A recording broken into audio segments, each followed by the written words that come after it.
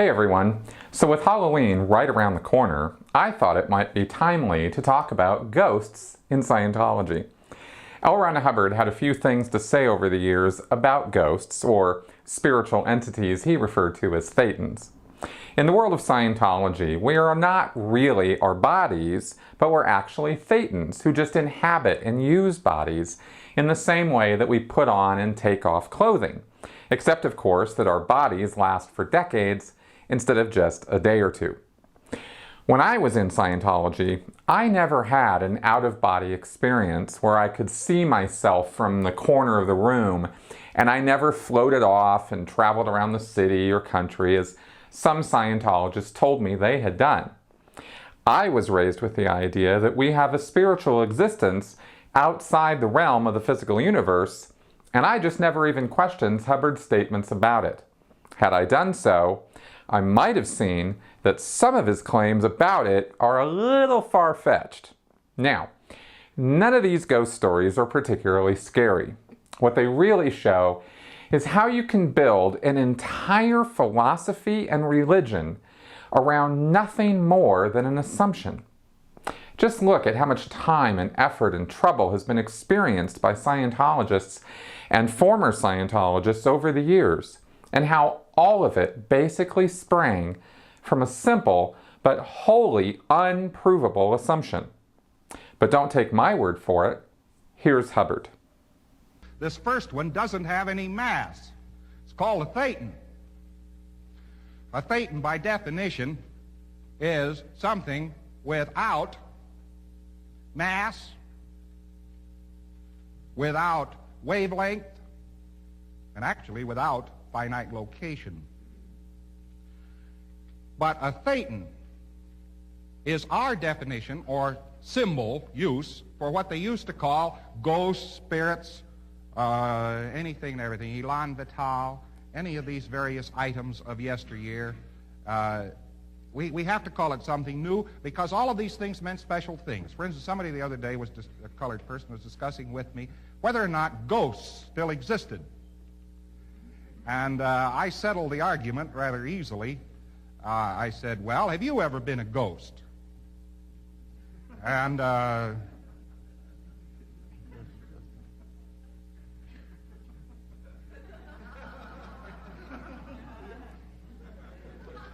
said, well, I'm not ashamed of it. I said, I have.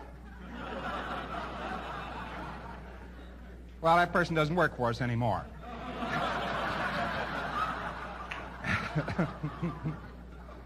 Here's a specialized meaning to spirit. Ghost is an evil spirit that's partially materialized, evidently, that is found in various locations where they will do the real estate the most damage. It's evidently a ghost. So let's just take all of these things that people refer to as spirits or something of the sort, and let's just cover that with this mathematical term. Thetan isn't an esoteric or a magic term. It's simply mathematical. It is the Greek letter which stood for thought. But that is not quite precise either, because thought is a product of a thetan, not the thetan. A thetan is potentially able to produce thoughts, matter, energy, space, time, and all the rest of it. So you get a basic production unit, and therefore we are starting with an assumption. So, as this grew, did Hubbard ever provide any evidence that we're all really just ghosts? Well, here's a story which shows a lot of things, including how Hubbard went about doing research and also taking ideas from other Scientologists and making them his own. Fell out in California one night, showed up, I was in Phoenix, had a house out in the desert. It's all been built up since, but it was a nice house then. Coyotes mourn quietly every night. I like coyotes mourning every night. They sort of add to the, the sea. They add to the flavor of things when you're researching spirits. And the boy came at about, come to think about it, there'd been a little congress over there little meeting, and he came and he sat down, or he knocked on the door, and he said, Ron, he said, I've got something hot and I want to see you. Now, I've heard this before. I hear this regularly. And I never say, no, don't tell me. I will say factually, we've had that for a little while, or I will say, that is darn interesting, I will look into it. You know, I mean, it's a communication line. I really am there. I mean, solid, they hit me. I mean, when you write me a letter, it does arrive here. I might not answer it at any length, but I normally get a reply back one way or the other. And I said, however, that night, since we just had a big meeting, and I was tired, I said, no. And Evans knocks again. I say, no, Evans. I say, go away, please. I'm tired, exhausted. He goes out and he lies down in the front yard on the couch.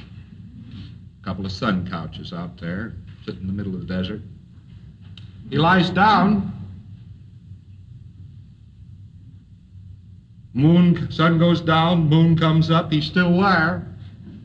Somebody stuck his head out and said, Evans, why don't you go home? Ron isn't going to see you. And he said, I've got to see him. I've got to see him. So finally, after the TV programs were all over and I awakened,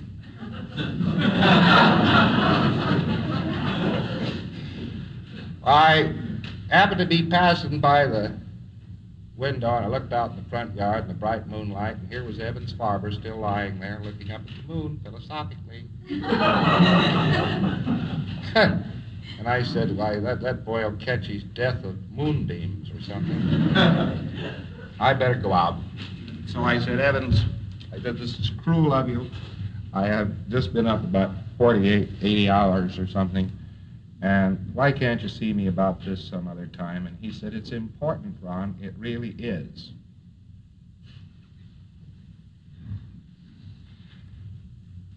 It's like an exteriorized thetans at will that you've been talking about. We've been looking for a process that would. We knew it theoretically. We'd run into the phenomenon. We tried to do something with it. Not very much had occurred. He turns up and he says he can exteriorize them by an auditing command. Well, I said, Evans, that's interesting. He had some kind of a theory behind it and quoted it out of Scientology 880 and told me exactly how it worked, that something or other happened, or there was a little pre-advance release of the material. And he read it over and he said, all you have to say to him is try not to be 3 feet back of your head. I should have said so. And he said, yeah, look. He says, puts me down in the chair. He steps back and he says, try not to be 3 feet back of your head. And I go, I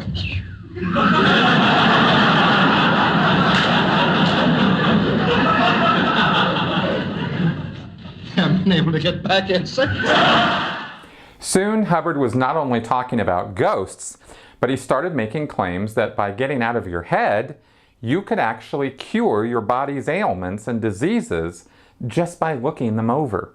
This is clearly nonsense because these exteriorization techniques have been around since the early 1950s, and yet to this day, Scientologists die from a host of common diseases, including what seems to be an unusual number of cancer deaths. Because Scientology was a new religion by this point, it was much harder to go after Hubbard for making false medical claims, so he got away with it.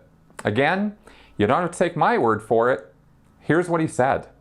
An individual is an energy production unit. Out of this we get the mythology, the legends, anything that you want that has to do with spirits, with ghosts, so forth. People talk about these things and so on. Science today knows there's no such thing as a ghost.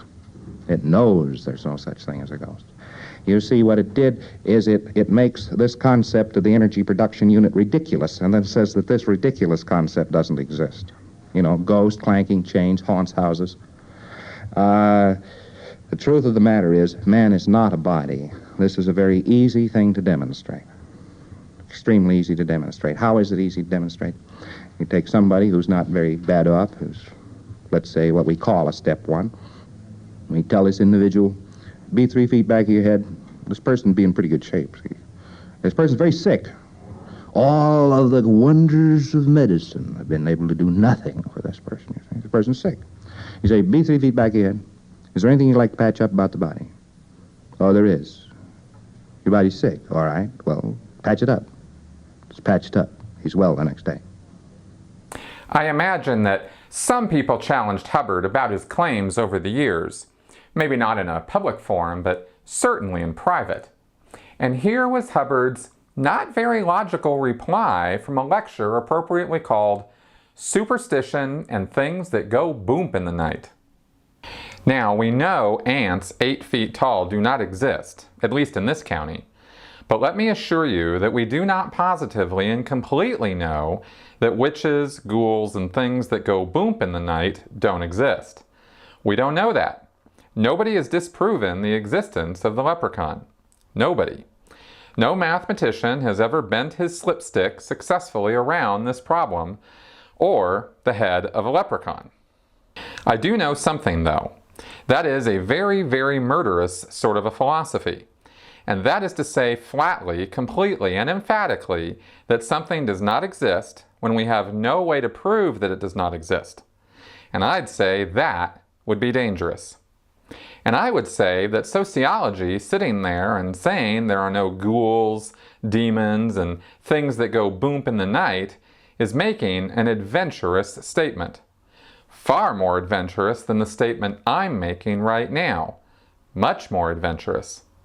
It may be that every 5th human being you know is actually an alive, twisting, writhing, vengeful demon, bent only upon the destruction of those around him. This very well may be. That is not as adventurous a statement as there are no demons of any kind anywhere when we have not any means of proving there are not. Do you see why that is an adventurous statement? That is a wild statement. But what I say to you is perfectly reasonable. It just may be that every 3rd, 4th, 5th person we know is actually not really quite human, but may be a demon, see? I say that might be. We're free to experience it if it is true, and not experience it if it isn't. And that is a much greater freedom than taking, on Mama's say-so in the middle of the night when she's been awakened, the fact that there are no witches and that no werewolves have been in bed with you, much more factual. Hubbard himself certainly seemed to believe in his own claims. He even told ghost stories during his lectures in which he himself was the star, such as this one. I remember one time I got struck by lightning down here in Sussex someplace, wearing armor. Stupid thing to do, you know.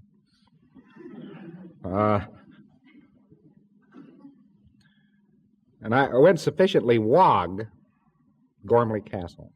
I went sufficiently wog that I watched them put the body on the bed and take the armor off of it and saw that it's going to be decently buried and so forth and so on, just like it had nothing to do with me, you know. I don't know how many volts there are in a lightning bolt. It was more than I was able to generate at that time. And I went back over the channel, went down to Bavaria, where I was born at that time, and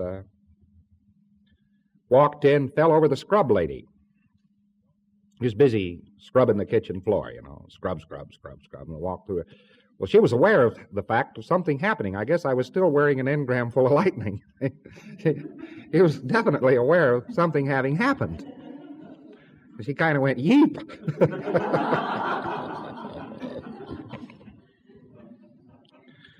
And I went over at the kitchen table and looked for a tagger. I was very thirsty. This is a very stupid thing to get, but you get things like this. You get thirsty and you get hungry and it's miserable sort of thing. After a while you get so you don't care and you say, I can't feel, and You don't get this anymore. Where you're fairly upscale, you get mad at losing bodies. It isn't something you're unemotional about.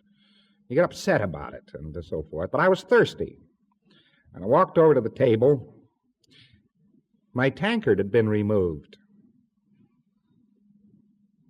So I came down with a fist on the festive board, trying to make a tremendous crash and attract some attention, and my fist went straight on through the boards. I said, uh-oh. I'm a ghost again. And I hadn't realized from the moment the lightning hit right straight on through that I had stopped living. The way people are supposed to live. I went out and there was a full moon. My sense of humor came back to me, fortunately. And I stood there and howled at the moon for a while.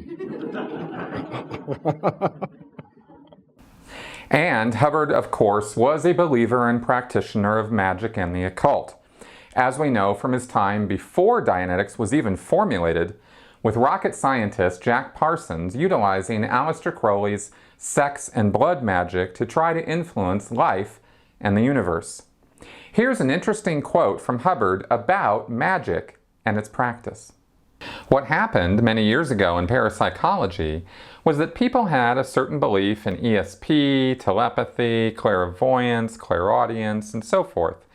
And having these various beliefs, it was very easy for charlatans to take advantage of them. There was, once upon a time, a philosophical school known as the Magicians. And this philosophical school believed that you could postulate a cause and get an effect. And that was what it believed. They believed in a definite code, a philosophic code, along this line. And they did a very, very interesting job of it. They were just philosophers. They weren't trying to do very much. But then, very ignorant people around them, superstitious people, said, "You mean you could wave something in the air, or talk to a ghost or demon, or make it appear, or something of the sort?" Reality in those days included a world which was full of ghosts and demons. One of these magicians one day, he must have been very tired, unfortunately said, "Yes, that's what we mean." And then the fakers, the charlatans, got into the field. Now, the symbolical language of the magician had to do with a wand, a cup, a disc, and a lamp. This was symbology to them. They didn't do things with wands, discs, cups, and lamps. But the charlatans said, "Now let's see. You take this wand and you pass it over this cup. A little stick passes over a hat and life comes out of the hat. A rabbit out of the hat. You've seen this. It is stage magic. That trick is almost 1,000 years old. But it is symbolical. The wand is symbolical and the cup is symbolical. They are the male and female organs which produce life. The magic of man was what the whole field of magic was trying to figure out. What is this magic of life? We take two beings and we get a third being. And where does it come from? What is it all about?" They were trying to riddle this out. But the stage magician, instead of asking these philosophic imponderables, takes a hat, which is the cup, and a stick, which is his wand, and produces a rabbit out of the hat. And this never fails to get an audience. It never fails. That is the most interesting magic we have around us. The rabbit out of a hat. The child. The generations of time into the future. There are unnumbered generations going out. I wonder what it was that Hubbard imagined he was conjuring with his hat and stick trick called Scientology. Whatever good he imagined he might have wanted to do, Hubbard's vindictive nature and megalomania ruined any ongoing good his subject might have produced. Scientology's legacy is one of abuse and shattered lives. Real happiness comes from getting away from it. Happy Halloween, everyone. I hope you have a frightfully good time, and thank you for watching.